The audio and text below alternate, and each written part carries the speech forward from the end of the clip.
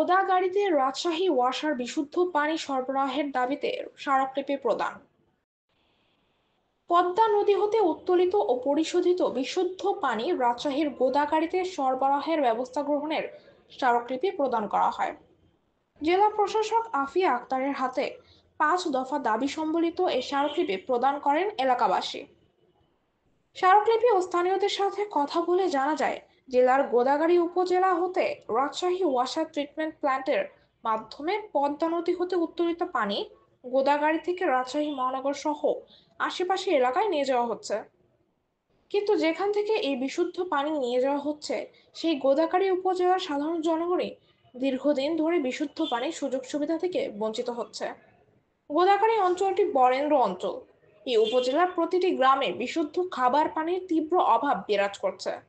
এই সময় উপস্থিত ছিলেন গোদাগাড়ী স্বার্থ সংরক্ষণ পরিষদের আহ্বায়ক মুস্তারুজ্জামান আমরা লাবলু। গোদাগাড়ী স্বার্থ সংরক্ষণ পরিষদের পক্ষ থেকে জেলা প্রশাসক মহোদয়ের নিকট স্মারকলিপি দিলাম। আমাদের স্মারকলিপির আজকে বিষয় ছিল রাজশাহী ওয়াসা কর্তৃক গোদাগাড়ী সংলগ্ন পদ্মা নদী হতে উত্তোলিত ও পরিশোধিত বিশুদ্ধ পানি রাজশাহী মহানগরীর পাশাপাশি গোদাগাড়ীবাসীর জন্য সরবরাহের ব্যবস্থা গ্রহণের জন্য আবেদন। তা আপনারা জানেন আমি এই গোদাগাড়ী স্বার্থ সংরক্ষণ পরিষদের আমি আহ্বায়ক।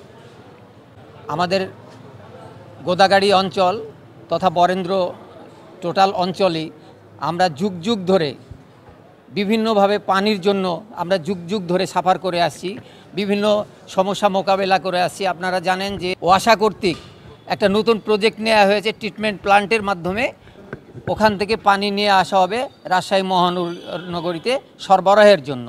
হ্যাঁ, আমরা সাধুবাদ জানাই, অবশ্যই সাধুবাদ জানাই। যদিও এই পানি সরবরাহ করতে গিয়ে রাস্তার পাশে শত শত বৃক্ষ নিধন করে নেওয়া হচ্ছে, তারপরেও আমরা পরিবেশ বিনষ্ট হওয়ার পরেও কিন্তু আমরা সাধুবাদ জানিয়েছি যে ঠিক আছে, পানির সমস্যা দূর হোক।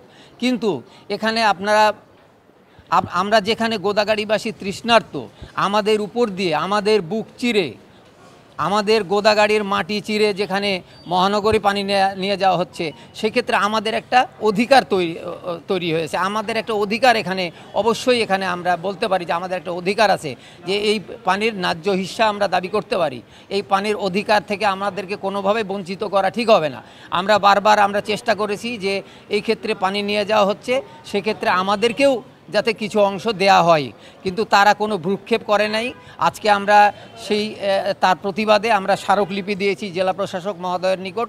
পরবর্তীতে আমরা মানববন্ধন করব এবং আমরা বলতে চাই যে আমাদের গোদাগাড়ী থেকে পানি নিয়ে যাচ্ছে, সেই ক্ষেত্রে আমাদের অঞ্চলেও, আমাদের গোদাগাড়ী অঞ্চলে যাতে কোনোভাবে কোনো প্রজেক্টের মাধ্যমে হোক, যে কোনো মাধ্যমে হোক, এখানে আমরা যে দাবি দেওয়া করেছি এক্ষেত্রে পদ্মা নদী হতে উত্তোলিত বিশুদ্ধ পানি, আমি দাবি দেওয়াগুলো বলছি। আমাদের দাবি দেওয়াগুলো হলো পদ্মা নদী হতে উত্তোলিত বিশুদ্ধ পানি একটি ন্যায্য অংশ গোদাগাড়ী উপজেলার জনগণের জন্য বরাদ্দ করতে হবে। 2 নম্বরে আছে গোদাগাড়ী উপজেলার প্রতিটি গ্রাম ও হাট বাজারগুলোতে বিশুদ্ধ পানি সরবরাহের ব্যবস্থা করতে হবে। পানি ব্যবস্থাপনা সংক্রান্ত যে কোনো প্রকল্প বা পরিকল্পনাই গোদাগাড়ী উপজেলার সংশ্লিষ্ট প্রতিনিধিদের অন্তর্ভুক্ত করতে হবে। স্থানীয় জনগণের জন্য নিরাপদ পানীয় জলের বিকল্প উৎস, পাইপলাইন, ফিল্টার প্ল্যান্ট ইত্যাদি স্থাপন করতে হবে। সর্বোপরি গোদাগাড়ীবাসীর জন্য পাইপলাইনের মাধ্যমে গ্যাস সরবরাহ করতে হবে, কারণ রাজশাহী থেকে আসা যে আমরা অবশ্যই দাবিদার। সেই ক্ষেত্রে গোদাগাড়ীবাসীকে কোনোভাবেই যাতে বঞ্চিত করা না হয় এবং আমাদের দাবি আমরা পরবর্তীতে মানববন্ধন করব। আমাদের শক্তিশালী দাবি হলো আমরা পানি না পাই, তাহলে অবশ্যই আমরা এক গ্লাস পর্যন্ত পানি আমরা আসতে দিব না। আমরা চেষ্টা করব যেন আমাদেরকে পানি দিয়ে তারপরে এখানে আনা হয়।